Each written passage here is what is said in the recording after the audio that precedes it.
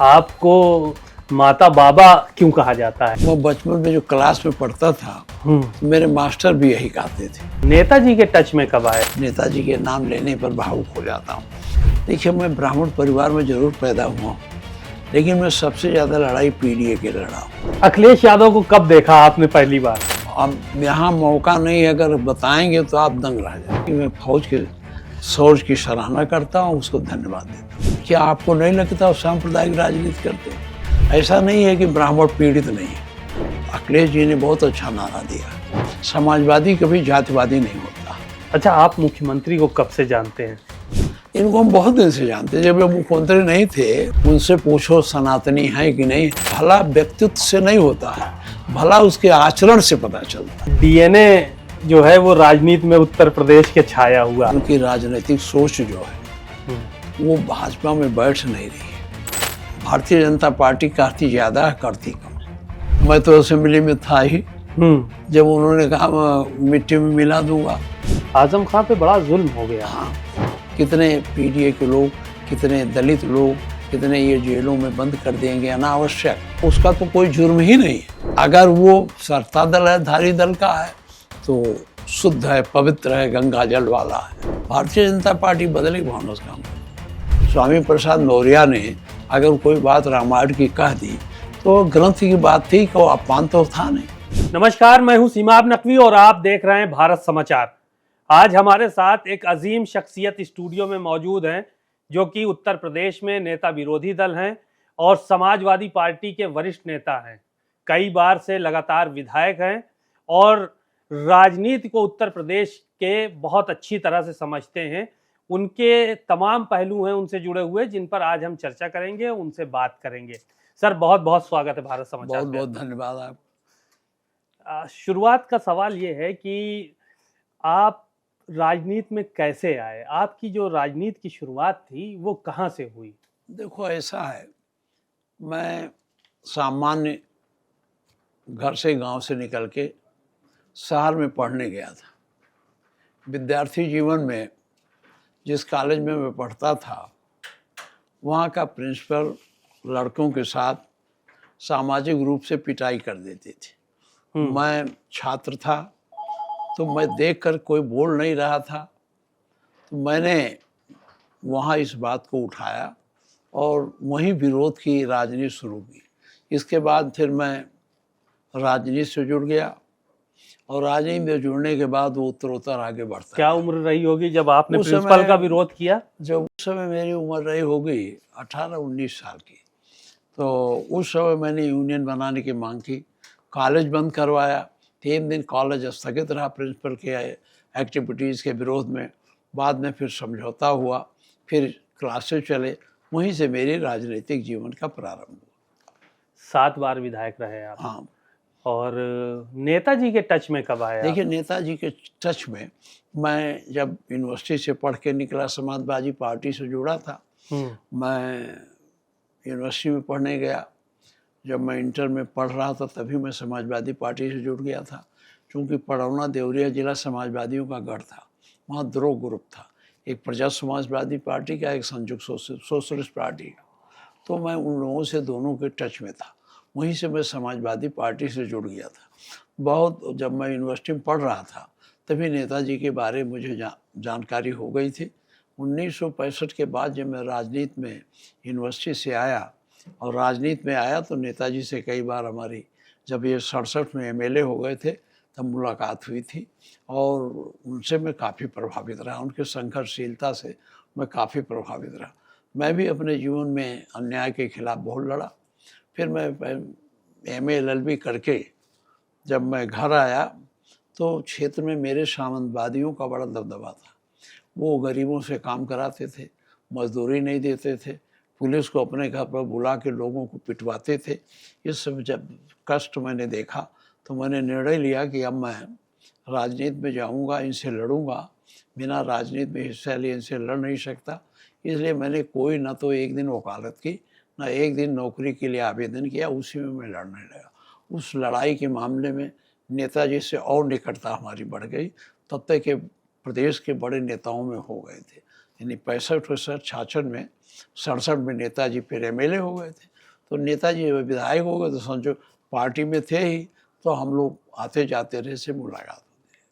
नेताजी के साथ नेताजी के कुछ ऐसे किस्से बहुत जो बहुत बहुत किस्से हैं, बहुत किस्से हैं। देखिए, मैं नेताजी के नाम लेने पर भावुक हो जाता हूँ, क्योंकि हम लोग बहुत निकट से रहे हैं, और उनकी सहनशीलता, उनका अपने समर्थकों के प्रति व्यवहार, और उनके कष्ट में दुखी होना, ये हमने उन्हीं से सीखा है। वो हमेशा पार्टी के कार्यकर्ताओं के लिए और लोगों के लिए हम लड़ते रहते थे। हम लोगों से कहते थे जहाँ अन्याय हो, समाजवादी पार्टी के लोगों का एक कर्तव्य है कि अन्याय के खिलाफ लड़ो, और अगर अन्याय के खिलाफ लड़ोगे नहीं तो राजनीति है। उन्हीं के प्रेरणा से मैं संघर्ष किया, और संघर्ष के नाते मैं राजनीति में जल्दी सफल हो गया। अच्छा, कभी झगड़ा हुआ नेताजी से आपका ना। किसी मुद्दे को लेके कि नहीं साहब ये करना है आपको और ये उचित नहीं है? नहीं, ये ऐसा तमाम चीजें होती हैं कई बार बात मनवाने के झगड़ा लिए। तो होता नहीं। हमारे वो बड़े नेता थे, हम लोग विचार विमर्श करते थे और उनको सुझाव देते थे, उसको अगर ऐसे किया जाए। हमें याद है जब मायावती का दबदबा बहुत बढ़ गया, तो मैं यहाँ था ही, एमएलए था, तो मैंने नेताजी से कहा इससे सब डर रहे हैं, पूरा प्रदेश डर से इसके भाई के मारे बोल नहीं रहा, अब आप आगे आइए। तो कहते तो क्या किया जाए? हमने कहा आंदोलन कराइए, और उन्होंने कहा आपकी बात से हम सहमत हैं, सबसे बात कर लें। फिर वो हमारी बात से सहमत हुए, उन्होंने आंदोलन शुरू करा। उसके बाद मायावती तो धीरे धीरे धीरे जब आंदोलन शुरू हुआ तो उनका आतंक भी खत्म हो गया। कभी कभी लेकिन झगड़ा नहीं होता था, उनको सुझाव दिया जाता था, मानते थे वो सुझाव? मान जाते थे, अगर उचित सुझाव है तो मान जाते। एक बार ऐसी स्थिति आ गई, कुछ लोग आए, रामकोला में सभा होनी थी, नेता कुछ लोग चाहते थे जब बीपी सिंह आवे तभी नेताजी को ले चला जाए। हाँ। मैं इससे सहमत नहीं था। नेताजी ने हमसे पूछा आपकी क्या राय है? हमने कहा उचित नहीं है, आप दूसरे टाइम जाइए, या तो पहले जाइए या तो बाद में जाइए। साथ साथ जाने का मतलब है ये राजनीति का सदाचार जो है वो अच्छा नहीं होगा। और वो हमारी बात से सहमत हो गए, बल्कि हमारे कुछ साथी जो ले जाने वाले थे वो नाराज भी हमसे हो गए कि आपने नेताजी को रोक दिया। नेताजी अच्छी बातों को जब वो चाहे वो अच्छा मानते रहे हो या ना, लेकिन उनको लगता था कि इससे जनभावनाओं का आदर होगा, तो उस बात को स्वीकार कर लेते थे। शिवपाल जी से आपकी ठीक ट्यूनिंग रही है। शिवपाल जी से पहली मुलाकात आपकी कहाँ पे हुई थी? देखिए, शिवपाल जी की मुलाकात हमारी बाद में हुई। शिवपाल जी से मेरी मुलाकात पहले नहीं थी। नेताजी से तो मैं यूनिवर्सिटी से पढ़ के आया तभी से थी, और मैं जब एमएलए नहीं था तब से थी। बल्कि नेताजी ने हमारे टिकट का झगड़ा था।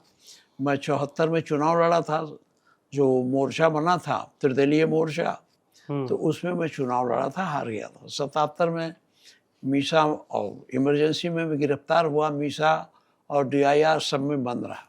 उसके बाद निकला तो 77 में माधव बाबू त्रिपाठी से हमारी पट्टी नहीं रहती थी, तो उन्होंने हमारा टिकट चौधरी साहब से 77 में कटवा दिया। तो 80 में मैं फिर टिकट के लिए चौधरी साहब से गया, तो चौधरी साहब सहमत नहीं थे। बाद में हमारे नेताजी ने और राजेंद्र सिंह ने, जो उस समय हमारे पार्टी में थे, इन दोनों लोगों ने मिलकर हमारा टिकट फाइनल करवाया। शिवपाल जी का नहीं बताया, शिवपाल जी से किस वक्त मुलाकात हुई? शिवपाल जी की एमएलए होने के बाद मुलाकात। अच्छा, जब एमएलए बन गए उसके बाद? 80 के बाद। आपका मुलायम सिंह जी के यहाँ, नेताजी के यहाँ आना जाना लगा रहता था? हाँ, तो वैसे आते जाते रहते थे। हाँ, सलाम दुआ थी। हाँ, सलाम दुआ, लेकिन बहुत निकटता आई जब हम विधायक हो गए। अखिलेश यादव को कब देखा आपने पहली बार? अभी तो मैं बता नहीं सकता कब देखा। हाँ, नहीं, छोटे रहे होंगे ना। हाँ, हम ये नहीं बता सकते कब देखा, लेकिन मैं इनके लिए जब ये लड़ने गए कन्नौज से, इनकी शादी हुई, तो इनके शादी में मैं गया। शादी में गए? हाँ, नेताजी बुलाए थे, हम इनके शादी में गया। तब मैं उस समय चुनाव हार गया था। शादी को लेकर भी बड़े किस्से कहानी थे, बड़ा संघर्ष हुआ। देखिए, उनका व्यक्तिगत जीवन, उसके बारे में कुछ बात नहीं। शादी में आप गए थे? हाँ, शादी में नेताजी ने बुलाया जब था। छोटे रहे होंगे तब तो जाते रहे होंगे, हम देखते तो रहे होंगे कि बच्चे हैं, खेल रहे हैं। वो तो हम देखते रहे, लेकिन बहुत निकट का संपर्क तब नहीं हो पाया था। अच्छा, क्योंकि हम लोग एमएलए थे, जी। तो हमें सामंतवादियों से लड़ना था, तो सारा टाइम हमें क्षेत्र में हम और कमाल थे, हम दोनों मिलकर के क्षेत्र में जिले में पार्टी के विस्तार के लिए लड़े। फुर्सत नहीं रहता था लखनऊ आने का। नेताजी के साथ आपने इतना लंबा संघर्ष किया और आपको अभी जो है वो पहले नेताजी के टाइम में आपको विधानसभा अध्यक्ष बनाया गया, तमाम चीज़ें नहीं, उसके बाद अभी नेता विरोधी दल आपको बनाया गया। यहाँ पर तमाम बातें जो है वो निकल कर सामने। ये जब पीडीए की बात अखिलेश जी करते हैं तो उस बीच में एक ब्राह्मण समाज के वरिष्ठ नेता को इस तरह से जो है वो नेता विरोधी दल अपनी जगह पे बैठालना, इससे तमाम लोग नाराज भी हुए, तमाम चीजें हुई। हाँ, अखिलेश जी बुद्धिमान है और आज मैं कह सकता हूँ कि उत्तर प्रदेश में उनके जैसा विजन वाला कोई नेता नहीं है। और सबसे बड़ी बात है कि उन्होंने मुझे बुला के नेता विरोधी दल चयन जब हो रहा था तो बुलाया था, मैं चला गया था घर, फिर उनसे बुला के उन्होंने कहा कि आपको नेता विरोधी दल बनाया जा रहा है। जब मीटिंग खत्म हो तो अखिलेश जी की सोच बहुत अच्छी थी। देखिए, मैं ब्राह्मण परिवार में जरूर पैदा हुआ हूँ, लेकिन मैं सबसे ज़्यादा लड़ाई पीडीए के लड़ा हूँ, कितनी बार जेल गया हूँ।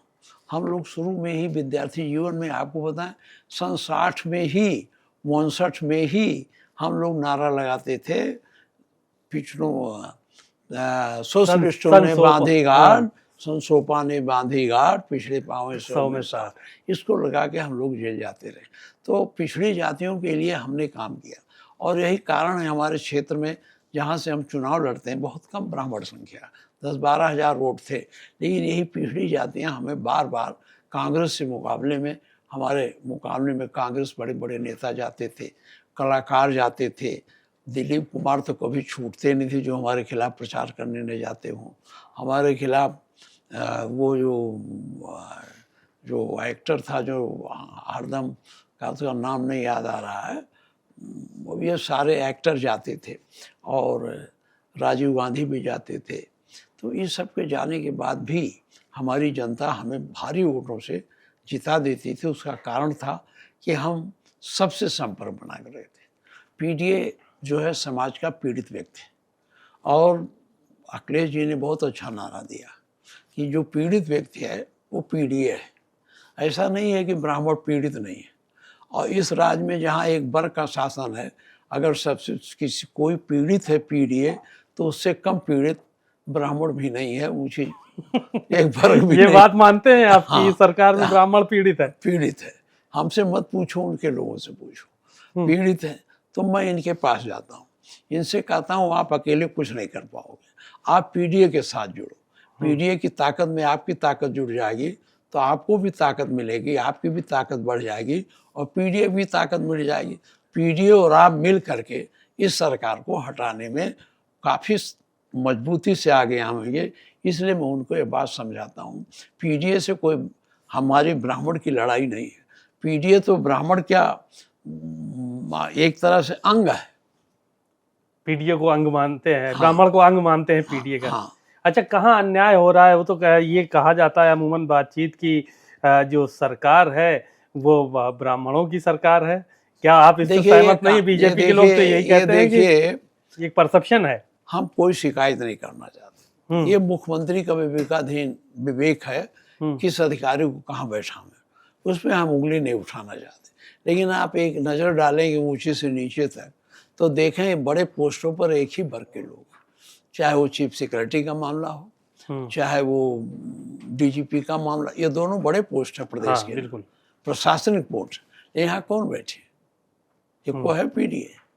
तो अखिलेश जी तो लिस्ट पूरी निकाले थे एक जिले की, उस दिन दिखाए मीडिया को। वो तो सही है, मैं उस बातों को दोहराना नहीं चाहता, हमारे राष्ट्रीय अध्यक्ष ने इस पर पूरी लंबी बात कर दी है। लेकिन मैं जानता हूँ कि जिसको जो हक मिलना था वो इस राज्य में नहीं मिल रहा। ये सारे इनकाउंटर हो रहे हैं, उसमें सबकी संख्या देख लो कौन ज़्यादा है। ऐसे भी लोग हैं जिनको जेल में रहना चाहिए, आज सड़कों पर घूम रहे हैं। मैंने विधानसभा में भी कहा था और उनका भी आतंक आज बना हुआ जहाँ वो है, लेकिन उनके लिए कोई कार्रवाई नहीं होती है। साधारण आदमी कुछ बोलता है तो उसको जेल में डाल दिया जाता है। अच्छा, आप मुख्यमंत्री को कब से जानते हैं? इनको हम बहुत दिन से जानते हैं, जब ये मुख्यमंत्री नहीं थे हाँ। और महंत बनने की प्रक्रिया में मंदिर में आए थे, तब से मैं जानता हूँ। इनके बड़े महंत को मैं जानता हूँ, जो दिग्विजय नाथ सिंह थे, जी। वो उनको मैं भली बात जानता हूँ। तब मैं यूनिवर्सिटी में पढ़ता था और वहाँ रोज़ झगड़ा चलता रहता था, तो हम लोग दिग्विजय नाथ सिंह जी के पास भी जाते थे। उसके बाद इनके जो गुरु हैं वो बहुत सीधे साधे थे, वो बहुत ज़्यादा उसमें नहीं, बल्कि दिग्विजय नाथ सिंह जी जो थे महंत, वो तो कुछ कहीं कहीं उद्दंडता की बात करते थे, लेकिन अवैधनाथ जी जो उनके गुरु थे, वो कभी कुछ बात नहीं कर, बहुत भले लोग थे। अवैधनाथ जी बहुत भले थे, मुख्यमंत्री भी तो भले हैं। अब देखिए, भला व्यक्तित्व से नहीं होता है, भला उसके आचरण से पता चलता है, उसके वाणी से पता चलता है। महंत, सभी महंत जो होते हैं भले होते हैं, विद्वान होते हैं, योग्य होते हैं, लेकिन उनके आचरण से पता चलता है भले हैं कि नहीं। अब आप आचरण देखिए, मुझे कुछ नहीं कहना। अच्छा, वो क्या किस्सा था एक बार कि आपके विधानसभा क्षेत्र में मुख्यमंत्री, जब मुख्यमंत्री नहीं थे, सांसद थे, तो वो आ गए थे, तो फिर बाद में बड़ा लोगों ने घेराव कर लिया था, आप भी गए मौके पे, वो क्या देखिए, कहानी अरे थी ये वो? सब हैं? न कहलवा, वो अब मुख्यमंत्री हैं हाँ। और हमारे सम्मानित मुख्यमंत्री हैं, मैं उनका सम्मान करता हूँ। इन घटनाओं को, संघर्ष वाला जो हमारे उनके बीच में हुआ, इसको मत छेड़ो। अच्छा, इस पे बात ना करें। हाँ, चलिए, कोई नहीं। आप दलितों की बात कर रहे हैं, पिछड़ों की बात कर रहे हैं, लेकिन कहीं ना कहीं जो समाजवादी पार्टी के बड़े नेता हैं, जैसे कि इंद्रजीत सरोज हैं और रामजी लाल सुमन हैं, ये लोग तो सीधे कटाक्ष जो है अपर कास्ट पे करते हैं, मंदिरों पे जो है वो बात करते हैं। तो कभी बुरा नहीं लगता आपको कि इस तरह की बातें नहीं होनी देखिए, चाहिए? हाँ। लोकतंत्र में हम्म। व्यक्ति विचारधारा की आज़ादी है ना, हम्म। उनका वो विचार वो बोलते हैं, तो हमको उसके लिए वो करें क्या? उनके वो जो बोल रहे हैं उसके लिए हमें क्यों बुरा लगे? लोकतंत्र में यही तो विशेषता, लोकतंत्र की विशेषता और यही समाजवादी पार्टी की विशेषता, और पार्टियों की विशेषता नहीं है। समाजवादी पार्टी की विशेषता, आप अपने विचार रखते हैं तो सब सुनते हैं। आपके लेकिन तमाम विधायक जो थे, चाहे वो अभय सिंह राय हों, चाहे राकेश प्रताप सिंह राय हों, मनोज पांडे राय हों, इन लोगों ने तो आपको वोट राज्यसभा में इसलिए नहीं दिया, मंच पे यहीं पे बोल के गए, इसी जगह पे जहां आप बैठे हैं, कि इसलिए वोट नहीं दिया क्योंकि उस पार्टी में जो है वो सनातन का अपमान हो गया, स्वामी प्रसाद मौर्य को लगाम नहीं लगा पाए अखिलेश जी, इसलिए हम लोग जो है वो नाराज हो गए। सनातन इतना नया नहीं है, सनातन इतना पुराना है, और सनातन के बारे में बोलना कहना ये विशाल है। इसके बारे में कोई भी बात करो तो ये सनातन सबको समाहित करने वाला है, इसलिए सनातन का कभी अपमान हो नहीं सकता। सनातन के प्रति कोई क्या बोलता है, सनातन उसके बारे में बहुत सब बात नहीं करते। ये जो लोग, जिनको कुछ करना नहीं रहता है, जब कोई चीज़ नहीं माननी रहती, तमाम प्रकार के आरोप लगाए जाते हैं। सनातन का कौन अपमान हो गया? स्वामी प्रसाद मौर्य ने अगर कोई बात रामायण की कह दी तो ग्रंथ की बात थी, को अपमान तो था नहीं। आप इतना लिबरल रहते हैं सभी चीज़ों के लिए, मुख्यमंत्री जब भी तो कहते हैं कि अब समाजवादी सनातनी हो गए हैं, वहाँ बोला था आपको, वो क्यों ऐसा कहते हैं कि अब आपको कि अब सनातनी हो गए हैं समाजवादी ऐसा से नहीं पहले? है, हाँ। हम बहुत दिन से सनातनी हैं, लेकिन मैं माननीय मुख्यमंत्री जी की पर टिप्पणी नहीं करना चाहता। उनसे पूछो सनातनी हैं कि नहीं। मैंने असेंबली में कहा था, हाँ। मैं तो 100% सनातनी हूँ, आप बताइए हैं कि नहीं है। तो क्योंकि आप, अब संप्रदाय पर मैं बात नहीं करना चाहता, हाँ। उचित भी नहीं है कि मैं जिस संप्रदाय से आते उस संप्रदाय के बारे में आपसे बात करूं। अच्छा, अखिलेश जी की एक टिप्पणी इसी से जोड़ते हुए आई थी कुछ दिन पहले कि जो समाज में गड़बड़ हो रहा है, ब्राह्मण क्षत्रिय वैश्य शूद्र की बात हो रही है, सब कहते हैं सब मनु महाराज गड़बड़ कर गए। ये दो तीन बातें, ये 2-3 बार ये चीज़ों को दोहरा चुके हैं वो। अब देखिए, अब वो ये इस बारे में हम बहुत ज़्यादा कुछ कहना नहीं चाहते ना, हम ज़्यादा, हमको बहुत मनुस्मृति का अध्ययन ही है। अब हमारे राष्ट्रीय अध्यक्ष उन्होंने कहा है तो मैं उस पर कोई टिप्पणी नहीं कर सकता। एक प्रश्न ये है कि आजकल डीएनए जो है वो राजनीति में उत्तर प्रदेश के छाया हुआ है। देखिए, अब इस पर हमारे राष्ट्रीय अध्यक्ष ने अपनी पूरी बात कह दी और बात भी कह दी, सुझाव भी दे दिया। अब इस प्रकरण को बंद होना चाहिए, इस पर कोई बात करने की जरूरत नहीं। लेकिन आज भी तो ब्रजेश पाठक ने ट्वीट किया है और कहा है कि समाजवादी, वो व्यक्तिगत डीएनए की बात नहीं किया मैंने, वो कह रहे हैं हम बात कर रहे हैं कि समाजवादी पार्टी का डीएनए अतीक है, मुख्तार हैं जो राम भक्तों पे गोली चलाई, ये डीएनए है। ऐसा नहीं है, वो हम उनके बारे में कुछ कहना नहीं चाहते हैं। वो मिनिस्टर हैं और काफ़ी दिनों से एमपी भी रहे हैं और उनकी राजनीतिक सोच जो है वो भाजपा में बैठ नहीं रही है, इसलिए वो इधर से उधर की बातें कर रहे हैं। वहीं तो वो तो भाजपा में डिप्टी सीएम है, सेट नहीं हो पा रहा है भाजपा में। हमारे राष्ट्रीय अध्यक्ष जी का बयान पढ़ा। अब मैं उन सबको यही सुझाव दूंगा, इस प्रकरण को बंद करके अपने विचारधारा के आधार पर काम करना चाहिए। जिसको जो विचारधारा है, जिस विचारधारा में हो उसको चलाएं, हम अपने विचारधारा में अपना विचारधारा चलाएं। आपको लेकर जो है वो तमाम चीज़ें हैं, तमाम बातें हैं। ये कहा जाता है कि जब नेता विरोधी दल बनाया गया तो अखिलेश जी ने ये उम्मीद की थी कि ब्राह्मण वोट बैंक आप एकजुट करने का काम करेंगे। देखिए, हम समाजवादी लोग हैं जी। समाजवादी कभी जातिवादी नहीं होता।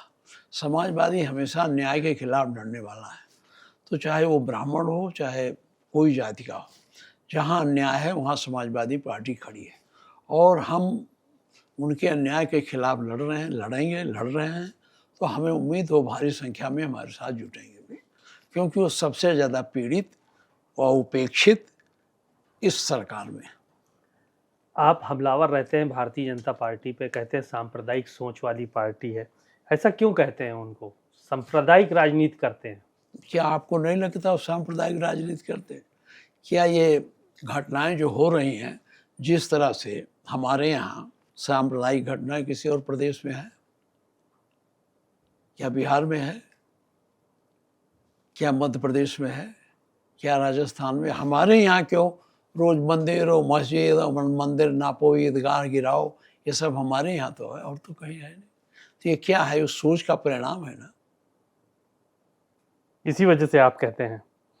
एक सवाल ये था, ऑपरेशन सिंदूर चला, पाकिस्तान पे अटैक हुआ, कई दावा ये है कि कई आतंकवादियों को ढेर किया गया और तिरंगा यात्राएं निकल रही हैं जगह जगह पर। भारतीय जनता पार्टी के जो नेता हैं वो कैबिनेट बैठक में प्रधानमंत्री का धन्यवाद दे रहे हैं, सब कर रहे हैं। अब देखो किसको धन्यवाद देते हैं मुझसे मतलब नहीं, लेकिन मैं भारतीय सेना को धन्यवाद देता हूँ, उसके शौर्य की सराहना करता हूँ। तो आप जो मोदी जी को आप जो है वो धन्यवाद नहीं देते हैं? नहीं, हमसे क्या मतलब, हम तो फौज को सब आपसे बात कह दिया कि मैं फौज के शौर्य की सराहना करता हूँ, उसको धन्यवाद देता हूँ। जो आपके जो समर्थक हैं तमाम जगहों से जो आते हैं, वो समर्थक बड़ी अपेक्षाएं करते हैं आप लोगों से। तो जैसे सरकार बनती है 2027 में, तो उनके लिए कुछ अलग से विज़न, कुछ तैयारी अलग से सोच के देखिए, रखी है? ये हमारी पार्टी का संगठन का मामला है जी। और हम अपने कुछ इसमें कह नहीं सकते। हमारा संगठन इस पर विचार कर रहा है, विचार करेगा। फिर जो चुनाव आता है तो आप जानते हो मैनिफेस्टो होता है, संकल्प पत्र भाजपा कहती है, हम उसे घोषणा पत्र कहते हैं। उस घोषणा पत्र में सारे विजन दिए जाएंगे, तो आप देख लीजिएगा। आपको माता बाबा क्यों कहा जाता है? ये सवाल जो है वो ज़्यादातर लोग माता बाबा के नाम से ही पुकारते हैं आपको कि माता बाबा कहाँ हैं। जी। देखिए, उसका कारण है, जी। मैं बचपन में जो क्लास में पढ़ता था तो मेरे मास्टर भी यही कहते थे। अच्छा। हाँ, ये इसलिए नहीं है, लंबा नाम है, माता प्रसाद पांडे। जी। तो लंबा पड़ता है, संक्षेप में नाम किसी का लेना है तो इतना छोटा हुआ, इसीलिए कहते हैं बहुत। हमारे पाठक जी तो हमको यही कहते हैं, स्वास्थ्य मंत्री। पाठक जी नहीं कहते, बहुत सारे मंत्री कहते हैं आपको माता बाबा। ठीक है, वो जी, वो मैं उसको कोई बुरा नहीं मानता और वो एक सम्मानजनक रूप से कहते हैं, छोटा नाम। आपको ये लगता है कि अखिलेश यादव के लोकसभा में जाने के बाद क्या समाजवादी पार्टी सदन में या सड़क पे कमजोर पड़ी है यूपी में? देखिए, मैं समझता हूँ कमजोर तो नहीं पड़ी है। हम्म। सदन में भी आप देखे हैं क्या है, मैं नहीं कह सकता, वो उसका निर्णय मैं नहीं कर सकता। समाज करेगा, पत्रकार करेंगे, वो आपको करना है। जहाँ तक समाज की बात है, समाज में अखिलेश जी के पार्लियामेंट में जाने के बाद हमारी पार्टी का प्रभाव और बढ़ा है और हम लोग समाजवादी पार्टी को और मजबूती मिली है।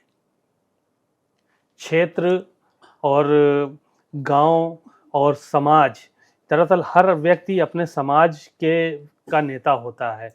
तो समाज को लेकर जिस तरह की बातें हो रही हैं, तमाम चीज़ें हुई, जैसे आपने कहा कि ब्राह्मणों पर जो है वो जुल्म हुआ, अभी गोरखपुर में एक द्वार गिराया गया। अरे अब यहाँ मौका नहीं, अगर बताएंगे तो आप दंग रह जाएंगे। हम तो पूछने के लिए है कि यहाँ पे देखिए, जी ये ऐसा नहीं है। देखिए, लोकतंत्र में रूल ऑफ लॉ होता है, जी, कानून का राज होता है। सुप्रीम कोर्ट ने भी इस पर बात की है, लेकिन ये सरकार रूल ऑफ लॉ नहीं चलाती है, ये मनमानी चलाती है। किसी को घर गिराने के लिए एक विधिक प्रक्रिया है, उस विधिक प्रक्रिया को ये नहीं मानते हैं। विधिक प्रक्रिया का उसे नोटिस दो, उसे अवसर दो अपनी सफाई देने का, ये सब देते नहीं हैं और सीधे पहुंच जाते हैं, घर गिरा देते हैं, किसी का कुरिया उजाड़ देते हैं, किसी को कुछ कर देते हैं। और वो केवल और केवल विरोधियों का, इनके लोगों के पास तमाम जमीन के कब्जा। मैं अपने क्षेत्र के बताता हूँ, हमारे जो भारतीय जनता पार्टी के जिले के उपाध्यक्ष हैं, लगभग 20 एकड़ सार्वजनिक जमीन कब्जा की है। मैं तमाम बार चिट्ठी लिखा, अब बोर्ड को लिखा, लेकिन आज तक उसकी जांच तक नहीं हो पाती है। तो क्या मतलब है? आप सबके साथ समान व्यवहार करिए ना। सरकार के लोग तो कहते हैं लॉ एंड ऑर्डर यहाँ पे एकदम चाक चौबंद है और कानून व्यवस्था के साथ साथ सुरक्षा महिलाओं को और सबका साथ, सबका विकास, सबका विश्वास, ये बातें तो सार्वजनिक मंचों से होती हैं। देखिए, कहना और करना अलग है। और ये भारतीय जनता पार्टी कहती ज़्यादा है, करती कम है। और मिट्टी में मिलाने वाली बात जो जगह जगह पर कहते हैं मुख्यमंत्री की, मिट्टी में मिला दूंगा। मैं तो असेंबली में था ही जब उन्होंने कहा मिट्टी में मिला दूंगा। ये सरकार अधिनायकवादी तरीके से काम कर रही है और धीरे धीरे अधिनायकवाद जब मजबूत हो जाता है तो तानाशाही के रूप में परिवर्तित होता है। इस तरह से यह सरकार धीरे धीरे उसी तरफ बढ़ रही है। तमाम कह तो रहे हैं कि लाइव जो है वो चीज़ें देखने को मिली, लाइव मर्डर देखने को मिले हम लोगों को टीवी टेलीकास्ट। देखिए जी, आप जानते हो, जब हम लोग हत्या का आंकड़ा या अपराधी का आंकड़ा रखते हैं जी, तो मुख्यमंत्री जी दूसरा आंकड़ा लाते हैं, कहते हैं हमारा सही आपका गलत है। और इसका निर्णय कौन करेगा? ना हम कर सकते हैं ना आप कर सकते। कोई निष्पक्ष करेगा तभी तो पता चलेगा। और कितनी हत्याएं हो रही, हम दूर जाने दो, ये लखनऊ में रोज़ अगर देखो तो कितने हत्याएं हो जाती हैं रोज़। कितनी फांसी लगा लेते हैं, कितने को मारा जाता है, कितनों को कुचल दिया जाता है। हत्याएं नहीं है क्या? सरकार बनती है इसलिए, सरकार का गठन ही इसलिए हुआ था। थियरी जो है कि ये हमें सुरक्षा प्रदान करेंगे। हम पूछते हैं ठीक है, हमारे मरने के बाद आप 3 को फांसी दिला दीजिए, लेकिन मुझे तो कुछ मिला नहीं। क्यों ना ऐसी व्यवस्था पैदा की जाए कि ये घटनाएं घटित ही ना हो। इस पर सरकार ध्यान देना चाहिए। प्रिवेंटिव मेजर पर सरकार को, कानून व्यवस्था को से निपटने के लिए प्रिवेंटिव मेजर पर ध्यान देना चाहिए। आपने सुना होगा असेंबली में, इस पर मैंने बात भी की थी कि भाई अब घटनाएं हो जाती हैं तो आप पकड़ो, जेल भेजो, सजा कराओ। क्यों ना ऐसी परिस्थिति बनाई जाए कि ये घटनाएं घटित ही ना हो। इसके लिए सरकार को प्रयास करना चाहिए। इस तरफ सरकार का कोई भी, ये कह देते हैं हमारे क्रिमिनल प्रोसीजर कोड में है, ये है, हम कर रहे हैं, लेकिन उससे नहीं। आपको ऐसी व्यवस्था बनानी चाहिए कि किसी भी अपराधी का दुस्साहस न कर सके कि चलते लोगों को गोली मार दे। ये अगर आप बहुत सख्त हैं, आप कहते हैं हमारा कानून व्यवस्था ठीक है, अगर कहीं हमसे बड़ा सख्त कोई तो सरकार नहीं है, तो इस सरकार को करना चाहिए। रोज तो मारे जाते हैं। एक भ्रष्टाचार आपने उजागर किया था, प्रेस कॉन्फ्रेंस भी की थी कि बड़ा पैसा चला गया, इधर चला गया, वो धान खरीद में, गेहूं खरीद में। क्या हुआ उसमें, कुछ हो पाया कि नहीं नहीं, हो उसमें है। अब जब प्रेस कॉन्फ्रेंस हुआ तो कुछ गिरफ्तारियां हुई, पाया? कुछ लोग भागे हैं। मैंने आपको नाम भी दे दिया था किसके किसके खाते में कितना नाम गया। हम्म। कुछ लोग पकड़े गए हैं और कुछ जेल में हैं, कुछ भागे हुए हैं। और अगर यह सरकार चाहती तो इसके खिलाफ पहले कार्रवाई कर देती, लेकिन जब बहुत हो हल्ला हुआ है तब गिरफ्तारी हुई है। और उसके बारे में हम देख रहे हैं कुछ हो रहा है, लेकिन अब देखिए क्या कर पाएंगे। 64 करोड़ रुपए का मामला, 64 करोड़ रुपया लोगों के खाते में डाल दिया गया बिना धान खरीदे, और काफ़ी पैसा ले लिए। अब कुछ लोग नेपाल भाग गए हैं, कुछ लोग जेल चले गए हैं, कुछ कार्रवाई तो अब शुरू हुई है। अब हो रही है कार्रवाई, हाँ, आपके मुद्दा उठाने के बाद? जब वो अखिलेश जी ने हमने प्रेस कॉन्फ्रेंस दिया, नहीं मैंने जब असेंबली में उठाया था तो वो धीमी गति से चल रहा था, लेकिन अब तेज गति। इन्होंने, मैं जो जिले में गया था तो देखा है कुल भगे, वो अपना ताला लगा लगा के बढ़िया बढ़िया कोठी बना लिए थे, ताला लगा के नेपाल में जाके बैठे। सर, एक सवाल ये था कि आप समाजवादी पार्टी के किन किन बड़े नेताओं के साथ काम किए हैं? जनेश्वर मिश्र जी के साथ तो काम किए ही हैं। और वो तो उसके बहुत, हम डॉक्टर लोहिया के, हम जब प्रजा समाजवादी पार्टी थी तो अशोक मेहता जी के साथ भी रहे। और बड़े नेता बहुत, एस.एम. जोशी साहब थे, जॉर्ज फर्नांडिस साहब थे। अच्छा। हाँ, ये बहुत बड़े नाम हैं। जॉर्ज फर्नांडिस साहब थे। नेताजी के साथ तो मेरा जीवन ही बीत गया। तो हमने बहुत बड़े नेताओं के साथ, पुराने नेताओं के साथ, मामा बालेश्वर दयाल के साथ हमने दिया, तो बड़े नेताओं के साथ। अच्छा, उस वक्त की और अब की राजनीति में क्या अंतर देख पाते हैं देखिए, आप? उस समय ये था जी। कि उस समय कमजोर आदमी भी राजनीति करते आगे बढ़ सकता था। अब ये स्थिति विषम होती जा रही है। अब नहीं कर सकता कमजोर आदमी राजनीति? कमजोर आदमी राजनीति में चल ही नहीं पाएगा। पैसा पहले कौड़ी। पैदल चला जाता, मैं खुद 40 किलोमीटर चलता था पैदल। हाँ, हम अपने ज़िले पर काम लगता था तो हम अपने गांव से, हम MA-LLB करने के बाद अपने गांव से ज़िले पर पैदल जाते थे। हम आंदोलन करते थे तो 20-20 किलोमीटर तहसील पड़ती थी, 1000 आदमी लेके, कंधे में झंडा लेके 20 किलोमीटर हम पैदल जाते, तहसील घेरते थे, दूर दूर के थानों को घेरते थे। लेकिन अब इसकी स्थिति नहीं रह गई।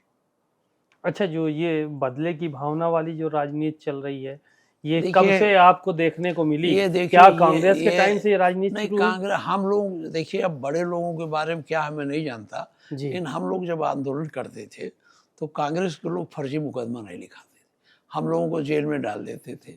1 महीना 2 महीने के बाद फिर छोड़ देते थे। लेकिन इस सरकार में आंदोलन करिए तो आप कोई कारण ना हो, अकारण ही आपको जेल में डाल के इतने मुकदमे लिख देंगे कि आपकी जमानतें नहीं होगी। उसका प्रमाण हमारे आजम खां साहब है। हाँ, आजम खां एक पहलू आपके पार्टी के हैं। आजम खां पे बड़ा जुल्म हो गया। हाँ, हम लोग तो बार बार असेंबली में उठाते हैं। अभी उस दिन भी मैंने प्रेस कॉन्फ्रेंस में भी कहा था। तो अब जिस दिन ब्राह्मण बड़ी समुदाय के लोग बड़ी संख्या में आए थे, और मैं उन्हें ब्राह्मण नहीं, प्रबुद्ध समुदाय कहता हूँ। तो प्रबुद्ध समुदाय के लोग जो बड़ी संख्या में आए थे, उनके बीच में ये बात कही थी कि न केवल आप ही पर है, सब पर है, पीडीए, पूरे पीडीए पर है। कितने पीडीए के लोग, कितने दलित लोग, कितने ये जेलों में बंद कर देंगे अनावश्यक, केवल इसलिए कि वो सरकार के विरोध में बोलते। आजम खां साहब तो छूटे, फिर जेल भेज दिया गया, दोबारा से भेज दिया गया उनको। पहले छूटे, ऊपर जितने मुकदमे लिखे गए हैं, वो मैं नहीं जानता कि कहाँ से सब आ गए मुकदमे। इतने लंबे मुकदमे लिखे गए। सोलंकी पर कौन मुकदमा वहाँ जेल में पड़ा है, महाराज बड़ा हमारा वो जाहिद बेग। हाँ, उसका तो कोई जुर्म ही नहीं है। एक लड़की ने लगा लिया फांसी, उसने कुछ कहा भी नहीं, उसके यहाँ नौकरानी थी, उसके उस पर और उसका बयान भी नहीं है कोई, उसके घर वाले भी कोई खिलाफ बयान नहीं, तब भी जेल में डाले हैं। एक तरफ आपके मंत्री जी हैं जिनका नाम लेकर कहा गया इनके नाते में फांसी लगा रहा हूँ तो कोई कार्रवाई नहीं हो रही। तो यहाँ प्रतिशोध की भावना, अगर वो सत्तादल है, धारी दल का है तो शुद्ध है, पवित्र है, गंगा जल वाला है। और अगर विरोधी है, अगर वो पवित्र है तो भी वो दोषी है। तो राजनीति बदले की भावना से हाँ, कार्रवाई बदले हो की रही है। भावना, भारतीय जनता पार्टी बदले की भावना से काम करती है।